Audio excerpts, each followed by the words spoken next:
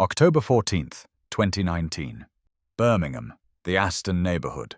Inside the 140-year-old stone walls of St. Matthew's Church, a 22-member choir was rehearsing Handel, just as they did every Monday evening. Everything was under control, but nobody knew that in exactly 14 minutes, a 70-year-old man would open his mouth and every single one of those 22 people would forget to breathe. We'll get to that man later.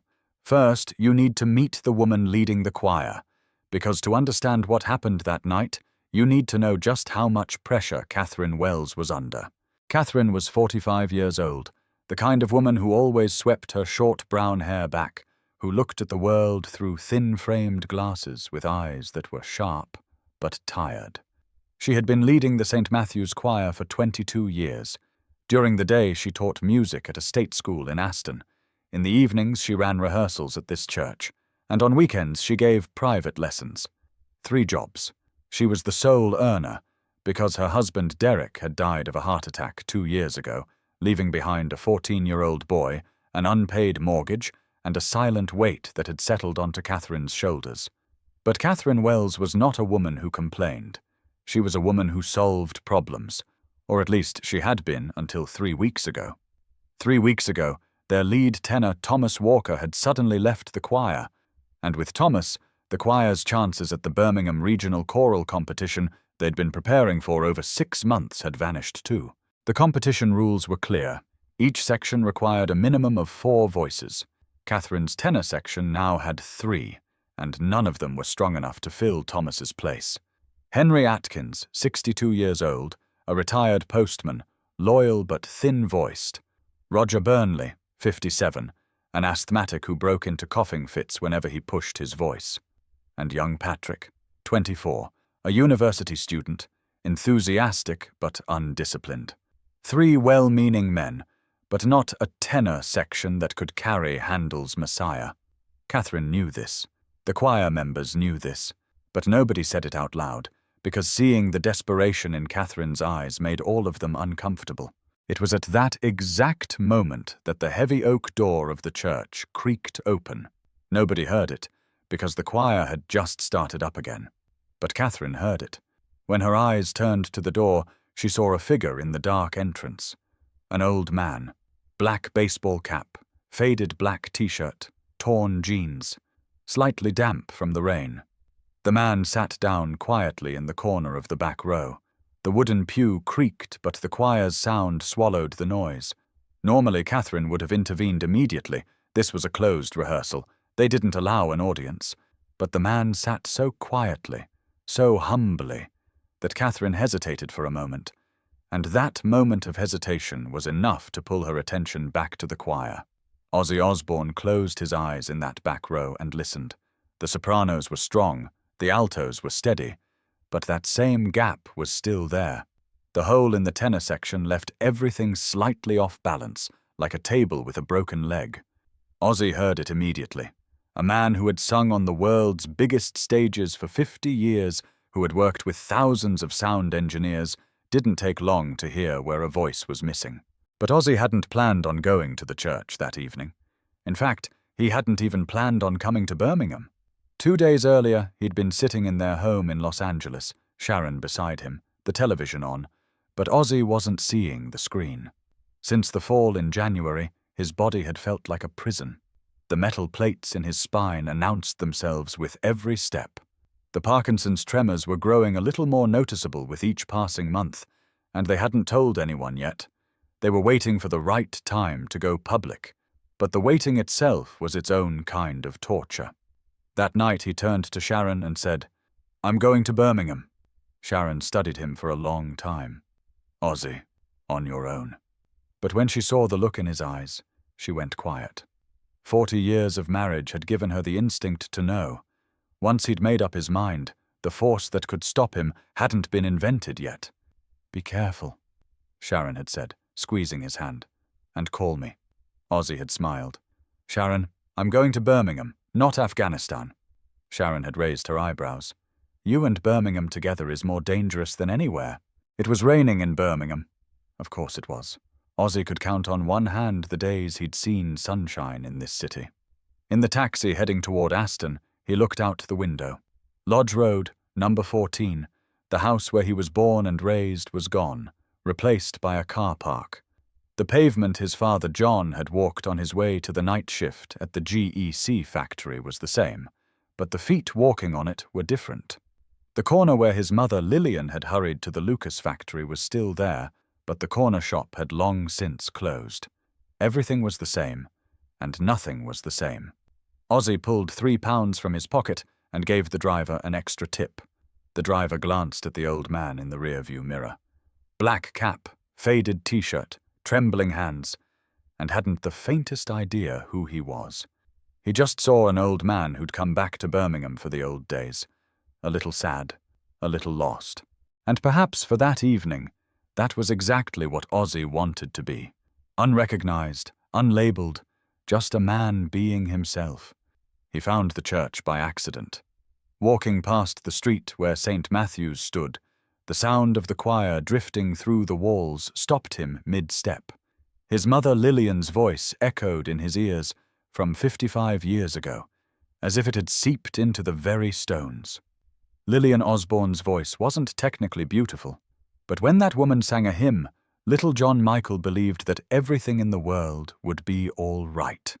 Now he stood in front of the same church at 70 years old, with metal plates in his spine, a tremor in his hands he couldn't stop, and a world that was growing smaller by the day. When he pushed the door open, he didn't know what he was going to do. He just knew he needed to go inside. When the break was called, the choir members scattered into small groups. Catherine stood alone by the window, reading the competition rules on her phone. Each section requires a minimum of 4 voices. Right then she heard a voice behind her. "Excuse me?" Catherine turned. The old man from the back row had stood up, holding his cap in his hands.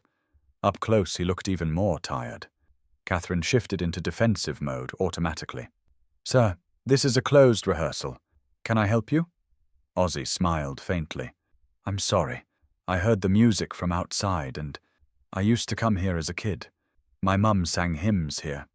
There was nostalgia in his voice, but underneath it something deeper, a grief. Catherine softened for a moment. "Your mother was here?" Ozzy nodded. Lillian Osbourne. She was in the choir, a very long time ago." Catherine didn't recognize the name. Records from 50 years ago had long since been lost. But showing the door to an old man who'd come back to a church for his mother's memory was something she couldn't bring herself to do. "You can stay," she said, "but please keep quiet."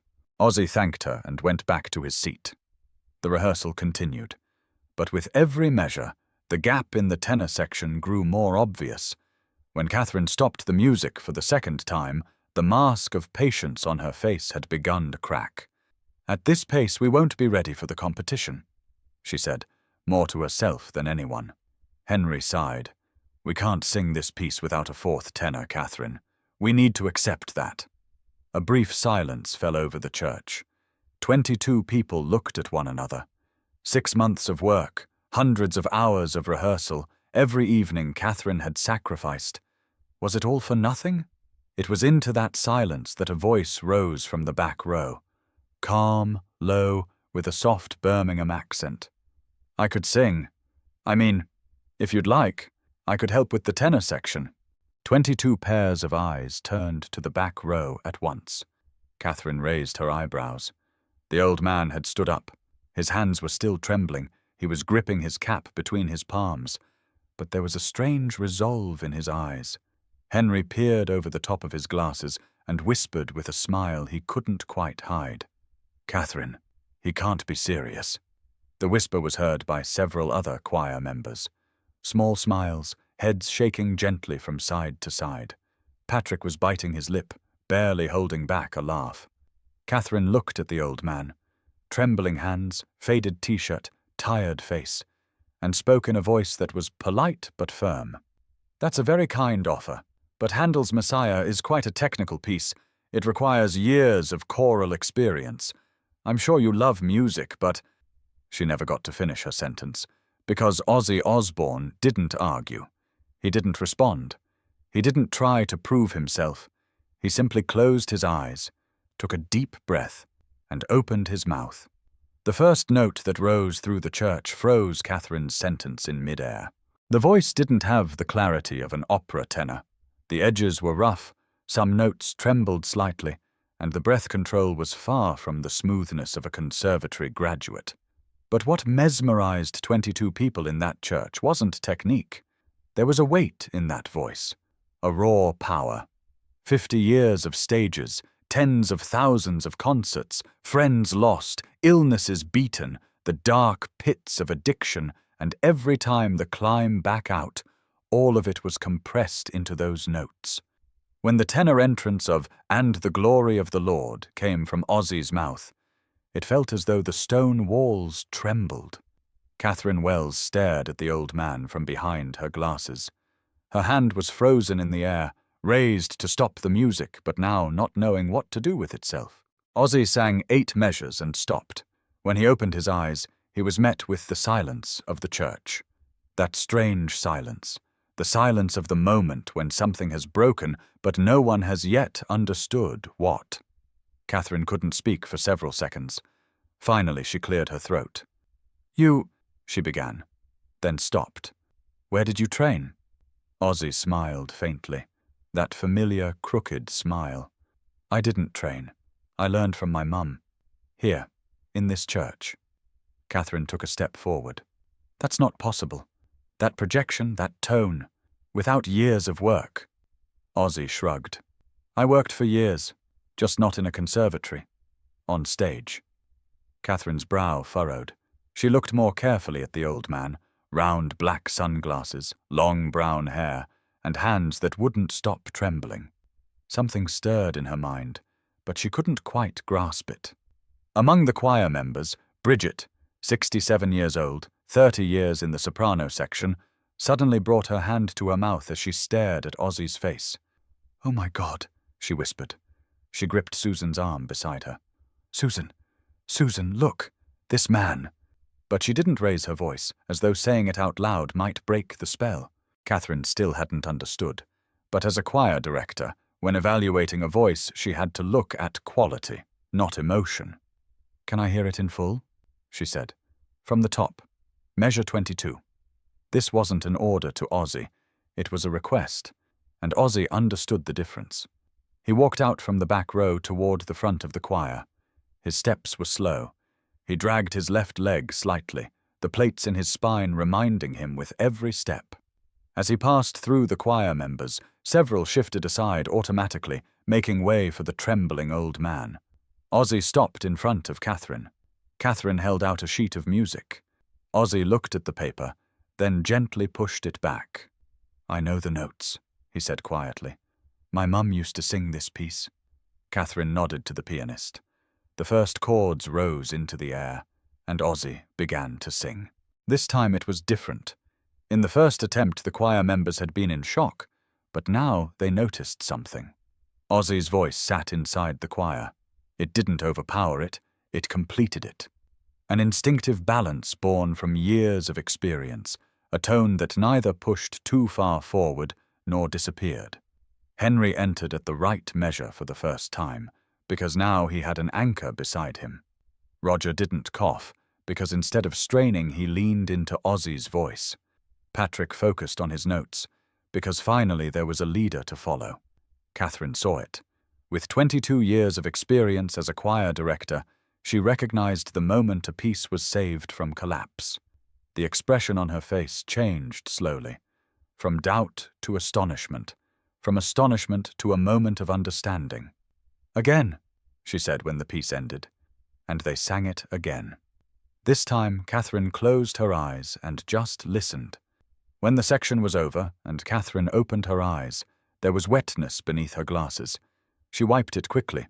No one had seen, or they'd pretended not to. "Good," she said. Just that. Hearing "good" from Catherine Wells was like hearing a standing ovation from anyone else. When they broke for tea, Bridget couldn't hold back any longer. She came over to Ozzy, her hands trembling, but this time from excitement. Are you Ozzy Osbourne?" she said, her voice somewhere between a whisper and normal speech. Ozzy took a sip of his tea. "Shh," he said with a wink. In here I'm just John. John Michael. The name my mum used to call me. Bridget's eyes filled with tears. My husband, God rest his soul, used to play the Paranoid record so much the neighbours would call the police. Ozzy laughed. That familiar, low, shoulder-shaking laugh. Sharon says the same thing, except she calls the police herself. The news spread in small clusters. Whispers, stunned glances, hands reaching for phones and then pulling back. But nobody shouted. Nobody took photos. This wasn't an arena. It was a church. And Ozzy wasn't a rock star here. He was a man who had come back to his mother's church. Catherine was the last to find out. When Bridget told her, the expression on Catherine's face was complicated. Shock, embarrassment, and underneath it all a flicker of fear. I told him Handel was technical, she whispered. Bridget laughed. Don't worry, love. The man's bitten the head off a bat. Your words won't have hurt him. When the rehearsal started again, Catherine treated Ozzy like any other choir member. No special treatment, no star treatment. Measure 22, half a tone flat, she said at one point, turning to Ozzy. Ozzy nodded. Yes, ma'am. The choir members smiled, but nobody noticed the look in Ozzy's eyes. That strange, far-away look. Because in that moment, Ozzy wasn't inside the choir. He was in 1962, 13 years old, sitting in these same pews beside his mother Lillian, listening to her voice. Lillian never became famous. Lillian never stepped onto a stage, but she was the woman who taught her son what music was. And now her son, 57 years later, between the same walls, was singing the pieces his mother had sung. When the rehearsal ended, Catherine approached Ozzy. She hesitated for a moment, then spoke. Mr. Osbourne. Ozzy raised his hand. Ozzy, or John, whichever's easier. Catherine took a deep breath. Ozzy, we have a competition, 3 weeks from now. We lost a tenor and... She stopped. Asking a rock legend to sing in a church choir felt absurdly ridiculous. Ozzy finished for her. You want me to sing? Catherine nodded. I realize it's an enormous thing to ask. Ozzy pulled his phone from his pocket and dialed a number. It was answered on the second ring. Sharon, I'm going to tell you something, but don't get angry. Catherine could hear the voice coming through the phone, high-pitched, rapid, and definitely shouting. Ozzy held the phone away from his ear and turned to Catherine. She accepts. For the next 3 weeks, Ozzy Osbourne came to St. Matthew's Church every Monday and Thursday evening. A black cab brought him from London to Birmingham. Sharon lost her mind the first week, got used to it the second, and by the third came along herself and sat in the back row. The choir members were tense at first, then comfortable, then warm. Henry carried him tea. Bridget brought throat lozenges before every rehearsal. Patrick tried to teach him social media, but Ozzy looked at the phone with such bewilderment that Patrick gave up. When competition day arrived, 12 choirs were lined up at Birmingham Town Hall. When Catherine's choir took the stage, the 3 judges at their table glanced at the program. St. Matthew's Church Choir, Aston.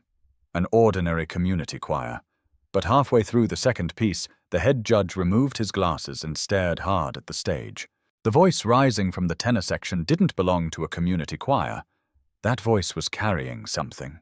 6 months of rehearsals, Catherine's sleepless nights, Henry's habit of cleaning his glasses, Bridget's whispers, and the memory of a mother who had sung hymns on these same streets 57 years ago.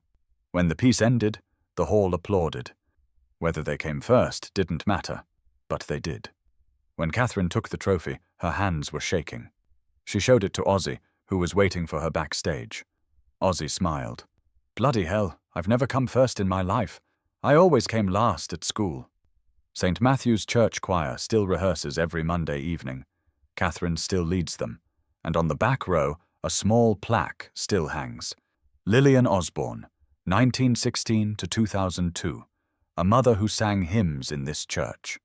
Ozzy had it made, quietly, without telling the press, just a letter to the church.